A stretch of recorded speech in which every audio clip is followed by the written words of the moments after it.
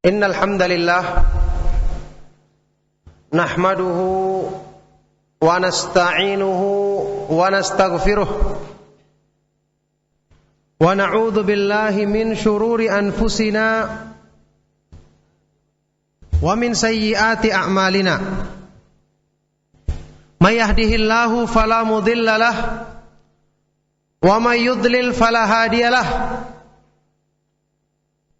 Wa asyhadu an la ilaha illallah wahdahu la syarika lah wa asyhadu anna Muhammadan abduhu wa rasuluh. Ya ayyuhalladzina amanu taqullaha haqqa tuqatih wa la tamutunna illa wa antum muslimun.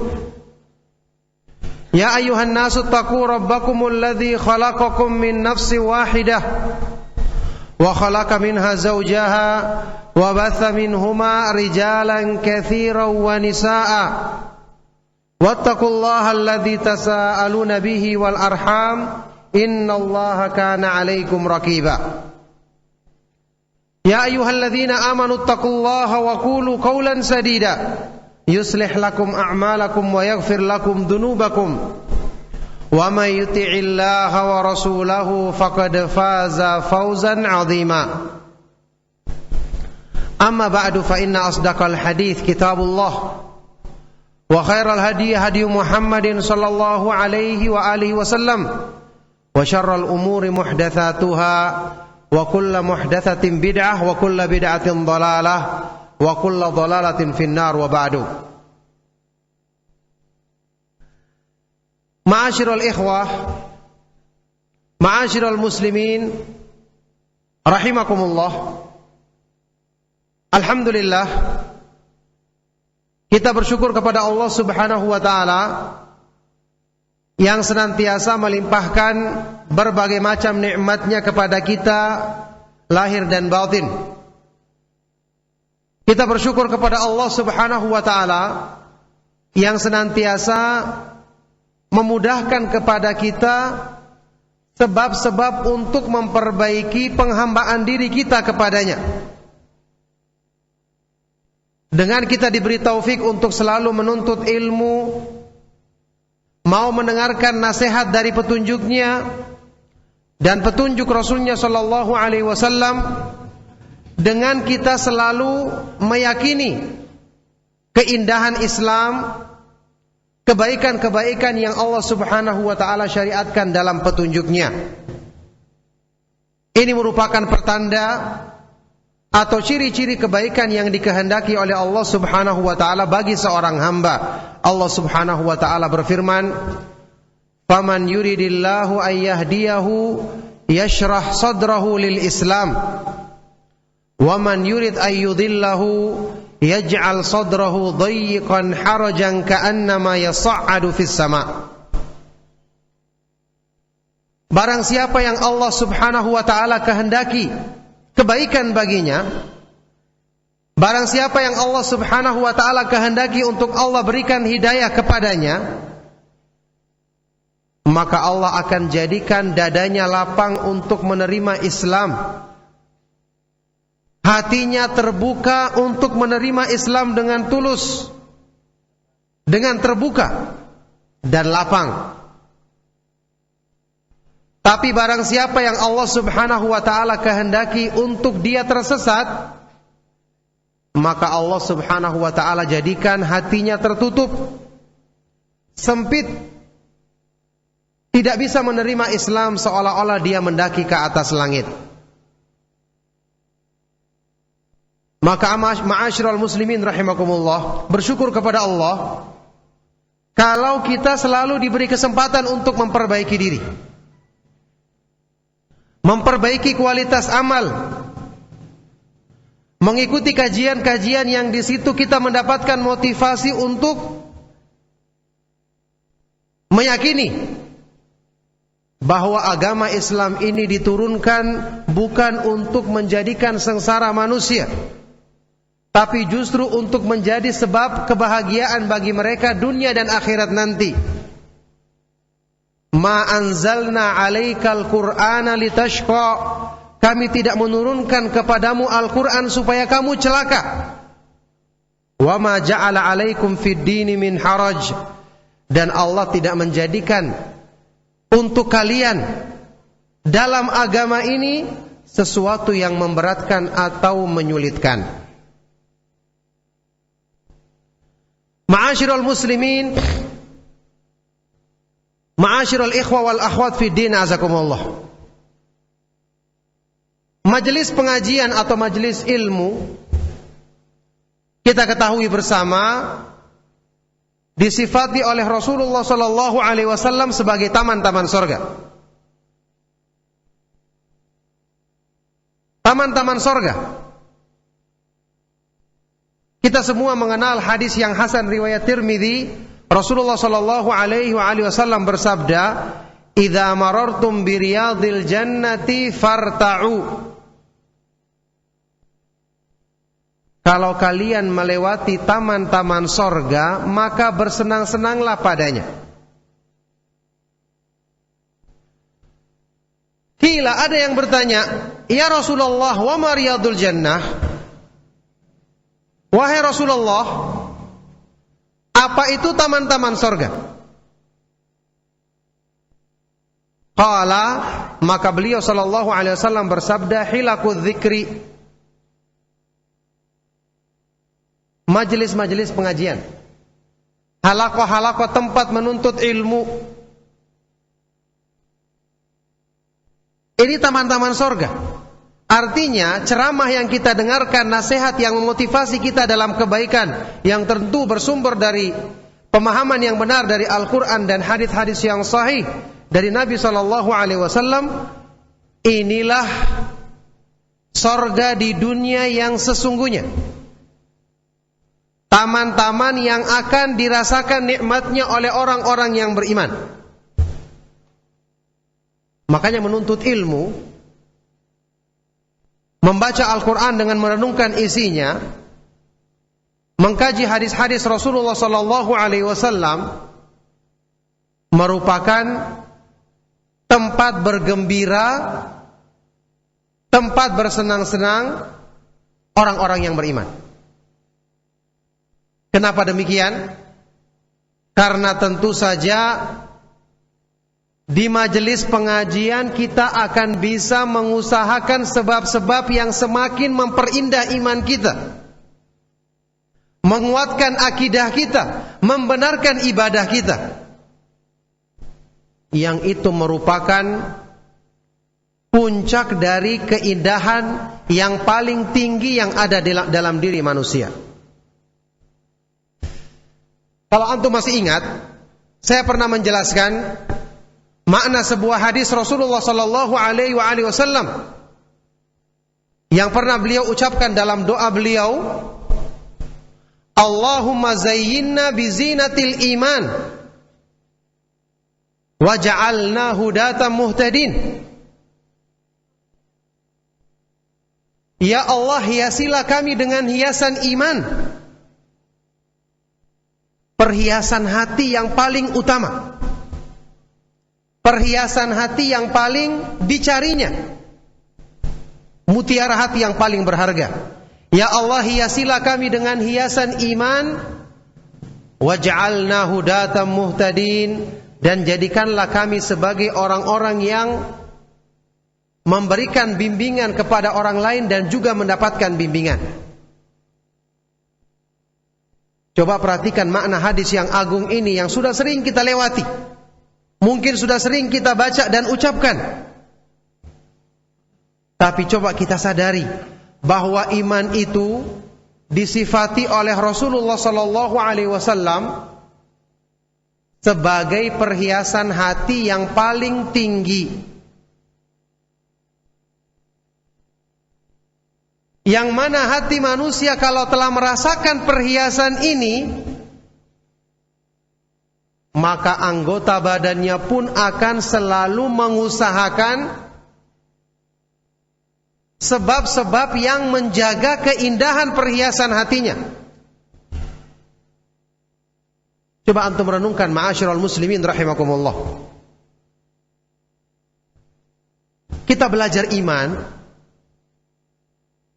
untuk membuahkan hasil yang manis. Makanya kita ketahui bersama dalam Al-Quran, iman itu diperumpamakan seperti pohon yang baik, yang keseluruhan yang ada pada pohon ini memberikan manfaat, apalagi buahnya. Alam tara kaifa daraballahu mathalan kalimatan thayyibatan kasyajaratin thayyibatin asluha thabitun wa far'uha fis sama' tu'ti ukulaha kulla hinin bi'izni rabbiha. Tidakkah kamu melihat bagaimana Allah membuat perumpamaan kalimat-kalimat yang baik, yakni kalimat iman, kalimat tauhid, Al-Quran yang dibaca dengan direnungkan, kalimat zikir kepada Allah, kalimat kecintaan terhadap sunnah. Ini perumpamaannya seperti pohon yang baik, yang akarnya menancap ke dalam tanah dan cabang-cabangnya menjulang ke langit. Yang karena pohon ini kuat akarnya, cabangnya kokoh, maka dia pun memberikan buahnya, hasilnya, kemanisannya setiap saat dengan izin Allah Subhanahu wa ta'ala. Ini pohon iman, dan ini seharusnya yang dimiliki oleh orang-orang yang belajar iman yang benar. Inilah gambaran yang Allah Subhanahu wa ta'ala buat supaya kita mudah faham. Antum ketahui bersama, Allah Subhanahu wa ta'ala sering dalam Al-Quran menjelaskan kepada kita sesuatu yang gaib, menyangkut masalah iman dalam hati tidak terlihat, supaya kita mudah faham, dianalogikan dengan perkara yang terlihat di dunia, supaya kita gampang membayangkannya. Kalau hal ini kita perhatikan, maka tentu yang tersembunyi harusnya lebih kita usahakan lagi. Seperti firman Allah tentang kewajiban memakai pakaian untuk menutup aurat. Ya bani Adam qad anzalna alaikum libasan yuwari syau'atikum warisha wa libasut taqwa dzalika khair. Wahai manusia, sungguh kami telah turunkan untuk kalian pakaian untuk menutupi auratmu. Dan juga risha, pakaian yang indah untuk perhiasan bagimu. Manusia perhatian dengan masalah pakaian, dengan penampilan dirinya, dengan sesuatu yang menutupi tubuhnya. Tidak hanya sekedar menutup, tapi dia ingin yang indah, ingin yang nyaman, ingin yang terlihat baik. Maka Allah ingatkan setelah itu, walibasut taqwa dzalika khair. Pakaian takwa untuk menutupi hatimu itu lebih baik untuk diusahakan.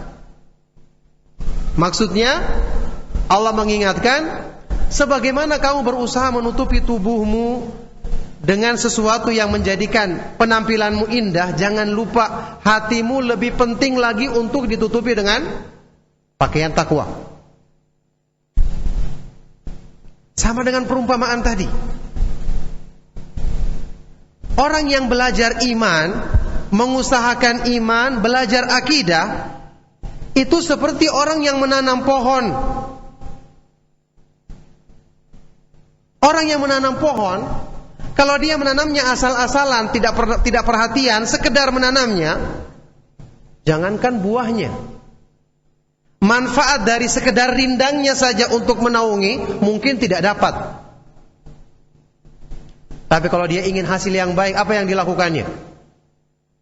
Mulai dari tanahnya dipilih, digarap terlebih dahulu, digemburkan, diusahakan supaya menjadi tanah yang subur.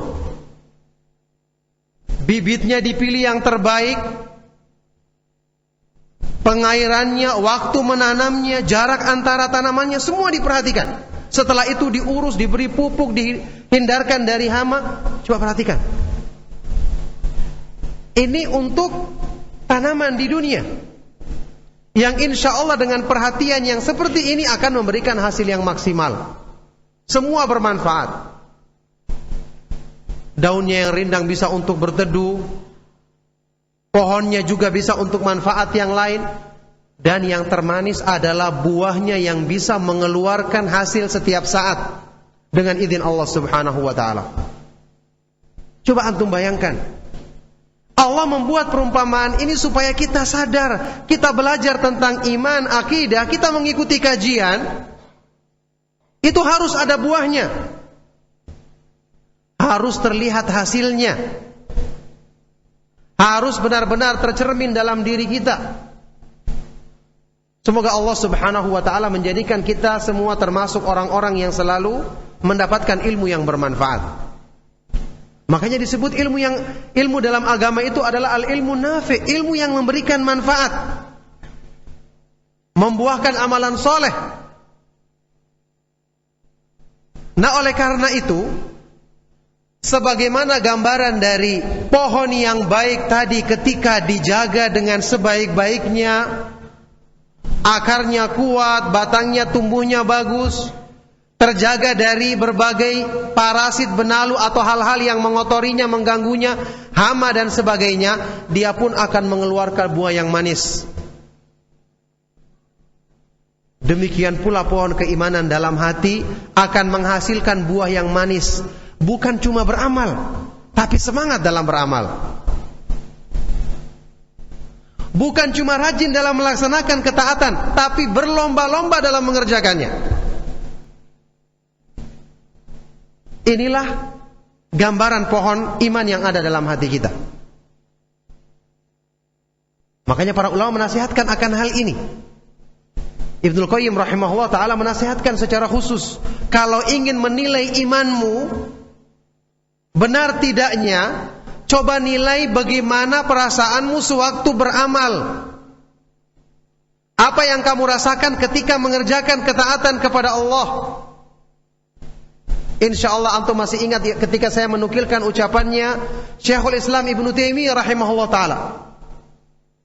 Konsekuensi amal yang benar, iman yang lurus, mesti dia akan mendapatkan kemanisan ketika beramal, ketenangan hati ketika menjalankan ketaatan kepada Allah, dan tumakninah, ketenangan, kebahagiaan ketika beribadah kepadanya.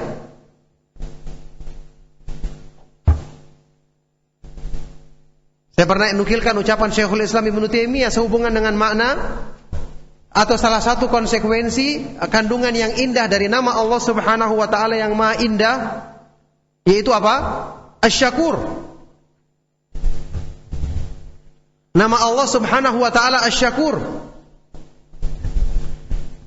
Beliau berkata, "Idza lam tajid lil amali halawatan fil qalbi fattahimhu." Kalau kamu tidak merasakan ketika beramal, tidak merasakan kemanisan dalam hatimu, wansyirahin wa tumakninatin, kelapangan dadamu dan ketenangan dalam jiwamu, fattahimhu, maka curigailah amalmu. Curigai, segera harus dikoreksi, harus diperbaiki. Kenapa? Kata beliau, fa innallaha ta'ala syakurun, ya'ni annahu la budda an yuthibal amila ala amalihi fid dunya min halawatin yajiduha fi qalbihi wa tuma'ninatin wa insyirahin wa qurrati ainin. Karena sesungguhnya Allah Subhanahu wa ta'ala memiliki nama Asy-Syakur, yang maha sempurna balasan kebaikannya, yang maha membalas kebaikan hambanya dengan balasan yang lebih. Artinya apa konsekuensi nama ini? Kata beliau, yakni maknanya nama ini bahwasanya Allah Subhanahu wa ta'ala mesti memberikan balasan bagi seorang hamba yang beramal di dunia. Dengan balasan apa? Dengan balasan kemanisan yang dirasakan dalam hatinya, kelapangan dada, ketenangan jiwa, qurratul ain, kesejukan hati. Ini balasan yang mesti didapatkannya kalau amalnya benar. Makanya beliau mengatakan, fahaitsu lam yajid dzalika fa'amaluhu madkhul. Maka ketika seorang hamba tidak mendapatkan balasan seperti ini dalam dirinya, berarti amalnya atau imannya rusak. Ada yang tidak beres dalam keyakinannya. Ada yang cacat dalam ilmu yang telah dipelajarinya. Na'udzubillahi min dzalik. Nah, disinilah ayyuhal ikhwatu fiddin azakumullah, kita harus selalu yakin, kita harus selalu tanamkan dalam diri kita, ya, apa yang juga pernah saya singgung di beberapa kajian yang lalu, di tempat ini juga, bahwa kalau ada yang mengatakan untuk meraih kesempurnaan iman itu sulit, kita katakan benar. Kalau ada orang yang kedua mengatakan untuk meraih kesempurnaan itu mudah, kita katakan juga benar. Kenapa seperti ini? Orang yang mengatakan itu sulit, pertimbangannya adalah karena kita punya hawa nafsu yang harus ditundukkan, harus dipaksa. Syaitan yang selalu menggoda. Dari sisi sini sulit, tapi sulitnya kembali kepada diri kita sendiri. Kemauan kita maksudnya. Makanya istilah ini atau pemahaman tentang Islam itu berat sebenarnya diingkari oleh sebagian ulama. Sebagian ulama ada yang mengingkari kalau Islam itu diistilahkan dengan taklif. Antum sering mendengar istilah dalam fikih, orang yang sudah balik dewasa dikatakan mukallaf, terkena beban syariat, iya kan? Ibnu Qayyim mengkritik istilah ini. Mengkritik. Artinya, kalau diartikan secara bahasa kan berarti agama itu beban, iya kan? Beliau mengatakan keliru. Agama itu bukan beban. Agama itu adalah sumber kebahagiaan. Bagaimana dikatakan beban? Nah, dari sisi pandang sini, saya katakan tadi ini kita harus pahami dengan benar. Tetapi kalau dikatakan agama itu mudah, ringan dan indah, itulah yang lebih sesuai. Kenapa? Karena kebaikan agama adalah anugerah Allah yang terbesar, nikmat Allah yang paling agung. Kalau kita katakan ini sulit, berarti seolah-olah kita mengatakan Allah mempersulit kebaikan bagi manusia. Allah itu mempersempit rahmatnya bagi hamba yang beriman. Jelas ini keliru. Makanya orang yang belajar akidah yang benar, mengikuti kajian sunnah, seharusnya, ya, kalau dia benar dalam niatnya, jujur dalam menuntut ilmu, benar jalan dalam menuntut ilmu, maka anugerah Allah tidak mungkin terhalang dari dirinya. Kebaikan-kebaikan dari Allah tidak mungkin sedikit pun yang luput darinya. Sebagaimana para sahabat radhiyallahu taala anhum ajma'in, dan sebelum mereka para nabi dan para rasul alaihi wassalatu wassalam. Kemudian setelah itu para imam ahlus sunnah. Nah, ini keyakinan yang harus kita tanamkan dalam diri kita, sehingga selalu kita mengoreksi diri sewaktu belajar. Jika tidak tercapai hasil seperti yang saya katakan tadi, berarti ada yang bermasalah. Makanya saya ingin kembalikan kepada pembahasan kita. Memang sengaja di kesempatan kali ini saya mengkaji tema, ya, untuk motivasi diri saya sendiri. Tentu saja pertama adalah tema berlomba-lomba dalam kebaikan, bukti benarnya cinta kepada Allah. Bukti benarnya cinta kepada Allah. Ini adalah kenyataan yang harus kita usahakan. Meskipun saat ini mungkin masih hanya menjadi khayalan kita. Bagaimana mungkin orang berlomba-lomba dalam kebaikan? Apakah ada kenyataannya? Karena kalau berlomba-lomba dalam mencari makan, berlomba-lomba dalam menghadiri pembagian uang, ini ma'kul, bisa kita bayangkan, karena banyak terjadi. Kita pun mungkin termasuk di antara yang ikut serta. Kalau ada yang seperti itu, pembagian makanan, orang pada datang, berlomba-lomba, rebutan. Ada pembagian uang, rebutan. Kalau berlomba-lomba dalam amal soleh, ini yang sulit didapatkan. Padahal ini merupakan kenyataan, bahkan merupakan konsekuensi iman yang benar. Tidak asing dalam ayat-ayat Al-Quran kita semua membaca orang-orang yang soleh disebutkan dengan sifat mereka yang merupakan bukti cinta mereka kepada Allah. Semoga Allah subhanahu wa ta'ala menganugerahkan kemuliaan ini kepada kita semua. Mereka selalu berlomba-lomba dan bersegera dalam kebaikan. Allah subhanahu wa ta'ala berfirman, innal ladzina hum min khasyati rabbihim mushfikun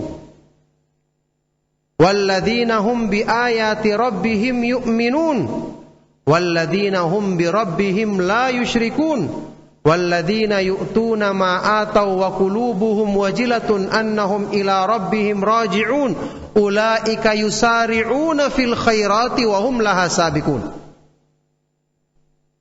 Sesungguhnya orang-orang yang selalu takut dengan kebesaran Allah, mereka adalah orang-orang yang beriman kepada ayat-ayat Allah. Mereka adalah orang-orang yang tidak menyekutukan Allah, tidak berbuat syirik. Mereka adalah orang-orang yang selalu menginfakkan, membelanjakan harta mereka di jalan Allah dalam keadaan hati mereka takut karena akan kembali kepada Allah.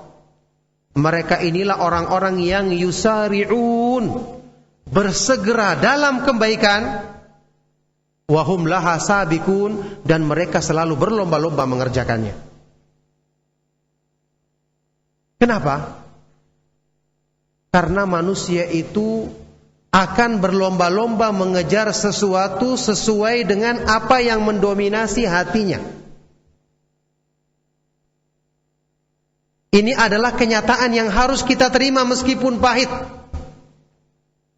Kalau kita masih lebih berlomba-lomba mengejar harta dan dunia, berarti yang masih menguasai hati kita adalah cinta kepada dunia. Suka atau tidak suka. Tetapi kalau yang menguasai hati kita adalah cinta kepada akhirat, cinta kepada Allah, maka mesti kita akan selalu mengusahakan keindahan dalam hati kita itu selalu terjaga dan bahkan bertambah. Dan yang bisa menambah keindahan iman adalah amalan soleh. Makanya dengan ini orang-orang yang sempurna imannya tidak heran kalau mereka selalu berlomba-lomba dalam kebaikan. Karena mereka ingin merasakan kemanisan itu terus bertambah dan semakin sempurna. Innahum kanu yusari'una fil khairati wa yad'unana raghaban wa rahaban wa kanu lana khashiin. Ini para nabi dan para rasul alaihi wassalatu wassalam. Mereka adalah orang-orang yang selalu bersegera berlomba-lomba dalam kebaikan, dan mereka selalu berdoa kepada kami dalam keadaan takut dan berharap. Umar ibn al-Khattab dalam sebuah riwayat yang sahih pernah mengatakan, ma sabaqtu Aba Bakrin ila khairin illa sabaqani ilaih. Aku tidak pernah berlomba atau berlomba dengan Abu Bakar As-Siddiq dalam satu kebaikan kecuali dia mesti mendahuluiku dalam kebaikan tersebut. Para sahabat berlomba-lomba dalam kebaikan. Nah, ini coba kita perhatikan dengan seksama. Apa yang menguasai hati kita, itulah yang akan menjadikan badan kita tergerak. Itulah yang akan menjadi penggerak badan kita. Karena hati itu adalah malik, raja bagi semua anggota badan. Semua anggota badan mengikuti perintahnya. Ala wa inna fil jasadi mughdatan idza salahat salahal jasadu kulluh wa idza fasadat fasadal jasadu kulluh. Kata Nabi SAW hadis Bukhari Muslim yang terkenal, sesungguhnya dalam hati manusia ada segumpal daging, dalam diri manusia ada segumpal daging. Kalau baik akan mempengaruhi kebaikan semua anggota badan. Kalau buruk maka akan mengalahkan atau menjadikan buruk semua anggota badan, yaitu hati manusia. Hati yang telah diliputi dengan keindahan iman, dia akan melakukan hal-hal yang luar biasa yang mungkin badannya saja bisa jadi tidak mampu menahannya.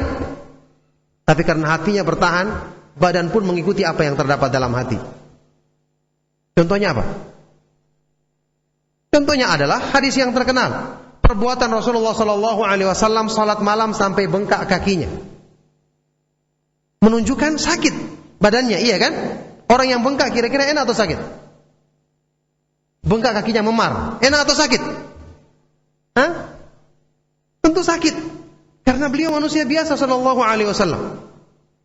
Tetapi karena keindahan yang menguasai hati, kalah yang dirasakan badan. Harus tunduk kepada hati. Coba lihat, ini hadis riwayat Imam Muslim. Riwayat hadisnya Aisyah radhiyallahu taala anha. Coba lihat hadis yang lain dalam Sahih Bukhari. Rahasia keteguhan iman para sahabat ketika menghadapi cobaan yang demikian besar. Menghadapi cobaan-cobaan yang besar. Kisah dialog antara Abu Sufyan dengan Raja Romawi, Heraklius. Wa hal yartaddu ahadun minhum sakhtatan lidinihi ba'da an dakhala fihi. Apakah ada salah seorang di antara sahabat Nabi ini sallallahu alaihi wasallam yang kemudian murtad meninggalkan agamanya setelah mengikuti agama Islam karena banyaknya cobaan, kerasnya penderitaan yang mereka rasakan, besarnya permusuhan yang mereka terima, bahkan dari keluarga mereka sendiri.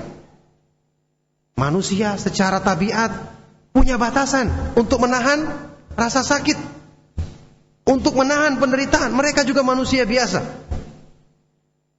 Tetapi semua itu penderitaan pada anggota badan kalah karena kenikmatan yang mereka rasakan dalam hati. Rasa sakit ada, tapi kalah dengan tingginya rasa nikmat dalam hati. Bagaimana jawaban tentang sebab yang membuat mereka tidak murtad ini? Jadi Abu Sufyan mengatakan, la, tidak ada yang murtad sama sekali. Dijawab oleh Raja Romawi ini, Herakl, yang kemudian nanti dibenarkan oleh Nabi SAW. Kadzalikal imanu hina tukhalitu basyashatuhul qulub. Memang demikian gambaran keadaan iman ketika kemanisannya, kenikmatannya telah merasuk ke dalam hati. Kalau sudah seperti ini, semua rintangan-rintangan tidak ada lagi alasan. Memang dikejar dan diusahakan, didahulukan.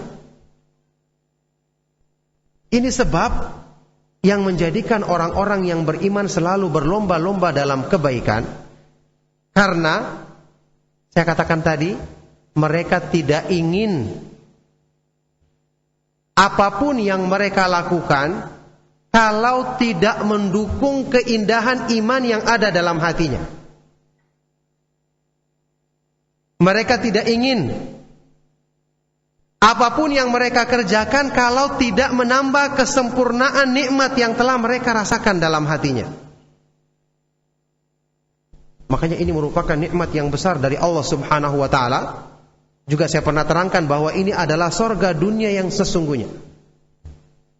Surga dunia yang sebenarnya. Inna fid dunya jannatan man lam yadkhulha la yadkhulu jannatal akhirah. Sesungguhnya di dunia ini ada surga, barang siapa yang belum masuk ke dalamnya maka dia tidak akan masuk ke dalam surga di akhirat nanti. Nah, oleh karena itu, ma'asyiral ikhwa wal akhwat fi din azakumullah, hal ini hendaknya menjadi perhatian bagi kita semua. Allah Subhanahu wa ta'ala, seperti yang kita fahami, mengajak orang-orang yang beriman untuk beramal itu dengan kalimat-kalimat motivasi yang menggambarkan keadaan amal itu yang sesungguhnya. Allah memerintahkan kita untuk berlomba-lomba. Fastabiqul khairat, berlomba-lombalah dalam kebaikan. Wasari'u ila maghfiratin min rabbikum wa jannatin 'arduha as-samawati wal ardu u'iddat lil muttaqin. Bersegeralah kalian untuk meraih pengampunan dari Allah dan untuk meraih surga yang luasnya seperti langit-langit dan bumi yang Allah siapkan bagi orang-orang yang bertakwa. Wa fi dzalika falyatanafasil mutanafisun. Dan untuk mendapatkan kemuliaan tersebut, maka hendaknya orang-orang atau manusia berlomba-lomba untuk mendapatkannya. Ini menunjukkan apa? Allah Subhanahu wa ta'ala mengajak iman kita untuk benar-benar merasakan petunjuknya itu sebagai sesuatu yang memang pantas untuk dikejar. Bahkan Allah Subhanahu wa ta'ala menjadikan hal ini sebagai motivasi tersendiri bagi manusia. Ketika Allah Subhanahu wa ta'ala menyempurnakan anugerahnya kepada seorang hamba, saya katakan tadi, dimulai dari nikmat menuntut ilmu. Nikmat sewaktu menuntut ilmu, karena ilmu merupakan jalan untuk menyempurnakan iman, menyempurnakan ibadah. Makanya majelis ilmu adalah taman-taman surga. Makanya ini kita koreksi diri kita. Bagaimana atau apa yang kita rasakan sewaktu kita berada di majelis ilmu? Apa yang kita rasakan sewaktu kita mendengarkan kajian yang bermanfaat untuk iman kita? Itulah gambaran yang nanti kita akan rasakan sewaktu kita beribadah kepada Allah Subhanahu wa ta'ala.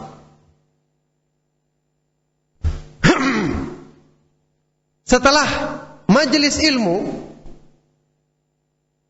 yang kemudian membuahkan ilmu yang bermanfaat, sewaktu kita berzikir, sewaktu kita membaca Al-Quran, sewaktu kita menunaikan salat kepada Allah Subhanahu wa ta'ala. Ala bidzikrillahi tatmainnul qulub.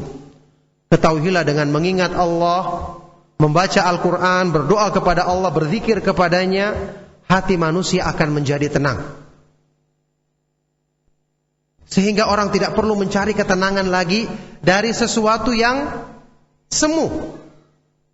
Sehingga orang-orang yang beriman tidak mencari tempat untuk menghilangkan kesusahan dirinya, kecuali kembali kepada zat yang memang mampu memberikan kebahagiaan pada dirinya lahir dan batin, Allah Subhanahu wa ta'ala. Makanya ini juga yang kita ketahui bersama, yang disebutkan oleh Rasulullah sallallahu alaihi wasallam tentang hikmah disyariatkannya ibadah, salat dan ibadah-ibadah yang lainnya adalah untuk menjadi qurratul ain bagi manusia, penyejuk hati bagi manusia. Wa ju'ilat qurratu aini fis shalah, kata Rasulullah sallallahu alaihi wasallam. Dijadikan kesejukan bagi diriku, kesejukan bagi hatiku, penghibur bagi jiwaku ketika aku menunaikan salat. Inilah gambaran yang merupakan tahapan-tahapan yang harusnya dalam setiap tahapan ini kita mengoreksi diri. Saya katakan tadi, ya, jujur kita harus mengucapkan, setelah kita semua meyakini jalan sunnah adalah satu-satunya jalan yang benar dalam memahami dan mengamalkan agama. Belajar akidah kalau tidak melalui jalan sunnah, jalannya para ulama ahlu sunnah, para ulama salaf, tidak mungkin benar akidahnya. Kalau sudah tidak benar akidahnya, ibadahnya pun akan rusak dan kacau. Makanya yang kita bicarakan tadi, itu yang harusnya paling memberikan perhatian untuk mengusahakannya adalah ahlu sunnah. Karena mereka adalah orang-orang yang paling pantas mendapatkan rahmat Allah Subhanahu wa ta'ala kalau mereka sungguh-sungguh dan jujur dalam menuntut ilmu dan berusaha mengamalkannya. Oleh karena itu di sini, ma'asyiral ikhwah wal akhwat, ma'asyiral muslimin rahimakumullah, hendaknya kita memperhatikan dan mensyukuri nikmat yang besar ini, tapi jangan kita lupakan kita untuk mengoreksi diri setiap tahapan-tahapan yang kita lalui. Setiap kita belajar, kita lihat. Setiap kita membaca Al-Quran, kita perhatikan apa pengaruhnya pada diri kita. Waktu kita menunaikan salat, sejauh mana qurratul ain, penyejuk hati, penyejuk mata dan penyejuk hati yang telah kita rasakan. Yang ini merupakan hikmah disyariatkannya semua ibadah, bukan cuma salat, seperti kata Ibnu Qayyim rahimahullah ta'ala. Dan selanjutnya, kalau ini yang kita usahakan, insya Allah sedikit demi sedikit keimanan tersebut kita akan sempurnakan dan kemanisannya akan semakin sempurna kita rasakan dalam diri kita. Ma'asyiral muslimin, ma'asyiral ikhwa wal akhwat fi din, azakumullah. Bahkan para ulama ahlu sunnah wal jamaah menjelaskan bahwa di antara motivasi yang Allah Subhanahu wa ta'ala jadikan sebagai sebab untuk menjaga semangat hamba-hambanya dalam beribadah di dunia, dalam berlomba-lomba dalam kebaikan di dunia, untuk mereka itu bersabar menghadapi fitnahnya dunia yang sementara, lebih mengutamakan akhirat, pertemuan dengan Allah yang meskipun itu gaib. Bayangkan hawa nafsu yang terlihat di hadapannya selalu perhiasan dunia, harta, kemewahannya, sedangkan balasan di akhirat tidak nampak. Apa yang Allah Subhanahu wa ta'ala jadikan sebagai motivasi untuk mendukung agar iman hamba-hambanya selalu istiqamah untuk tetap bersabar dalam menghadapi fitnahnya dunia, yaitu Allah Subhanahu wa ta'ala jadikan bentuk kenikmatan tadi sebagai surga dunia yang disegerakan. Kalau antum baca pernyataan Ibnu Qayyim dalam hal ini, dalam kitab Al-Wabilus Shayyib, antum dapatkan keadaan yang sangat luar biasa. Antum masih ingat saya pernah nukilkan ucapan yang juga beliau nukil dari salah seorang ulama salaf yang mengatakan, masakinu ahli dunia kharaju minha wa madzaku atyaba ma fiha. Alangkah miskin dan kasihannya ahlu dunia, orang-orang yang mencintai dunia berlebihan. Mereka menyangka itu adalah kenikmatan yang tertinggi, padahal ketika mereka meninggalkan dunia mereka belum merasakan kenikmatan yang tertinggi. Miskin sudah menderita, tidak dapatkan lagi puncak kebahagiaan. Sudah rugi, tidak merasakan lagi puncak kenikmatan. Ditanya, wa ayyu syai'in atyabu ma fiha? Kalau begitu apa kenikmatan tertinggi yang ada di dunia? Beliau mengatakan, ma'rifatullah wa mahabbatuhu wal unsu bi qurbihi wa syauqu ila liqa'ih. Mengenal Allah, mencintainya, merasakan nikmat ketika berzikir kepadanya, dan perasaan rindu untuk bertemu dengannya. Ini adalah gambaran yang tentu orang yang merasakannya bertanya-tanya, apa kelebihan yang disampaikan dalam ucapan ini? Bagaimana mungkin ini dikatakan surga dunia? Nah, ada ulama lain yang mengungkapkan lebih jelas apa makna penjelasan yang saya sebutkan tadi. Kenikmatan surga yang disegerakannya sehingga dirasakan gambarannya di dunia. Ibnu Qayyim menukil ucapan salah seorang ulama yang mengatakan seperti ini. Innahu latamurru bi awqatun qultu fiha in kana ahlul jannati fi mithli hadzal 'aish kanu fi mithli hadhil hal kanu fi 'aishin thayyib. Sesungguhnya aku pernah merasakan keadaan ketika aku sedang beribadah, membaca Al-Quran, berzikir kepada Allah. Aku pernah merasakan satu keadaan, satu kenikmatan yang ketika itu aku berpikir, aku katakan pada diriku, seandainya para penduduk sorga merasakan keadaan seperti ini, maka betul-betul mereka merasakan keindahan dan kenikmatan yang sejati. Apa makna ucapan ulama ini? Maksudnya, di dunia Allah Subhanahu wa ta'ala memberikan taufik kepada sebagian hamba-hamba yang dipilihnya untuk merasakan gambaran nikmatnya sorga, sehingga mereka hidup di dunia tapi hatinya sudah terikat dengan sorga.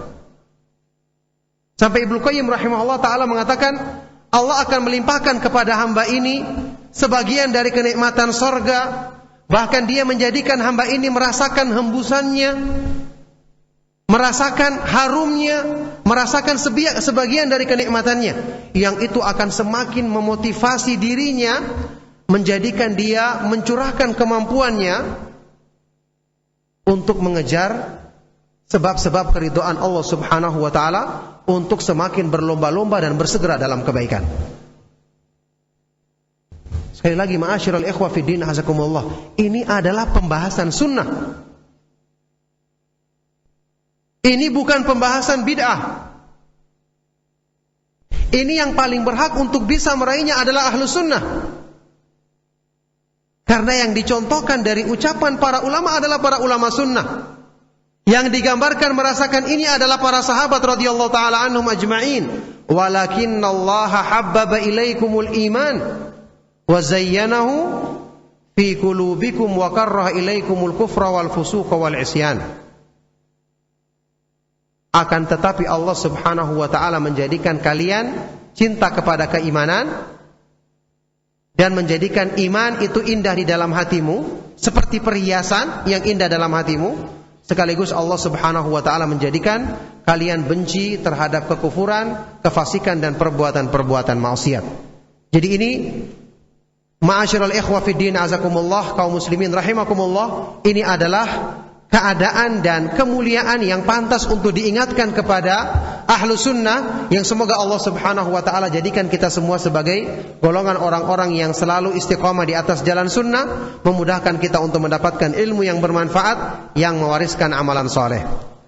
Maka ma'asyiral ikhwa wal akhwat fid din azakumullah, kaum muslimin rahimakumullah, kita karena sudah waktu maka kita cukupkan kajian kita di malam hari ini. InsyaAllah setelah salat nanti kita akan teruskan dengan tanya jawab. Saya cukupkan, mohon maaf jika ada yang salah dan kurang berkenan. Sallallahu wasallam wa barak ala nabiyina Muhammadin wa ala alihi wa ashabihi wa man tabi'ahum bi ihsan ila yaumiddin wa akhiru da'wana anil hamdulillahi rabbil alamin.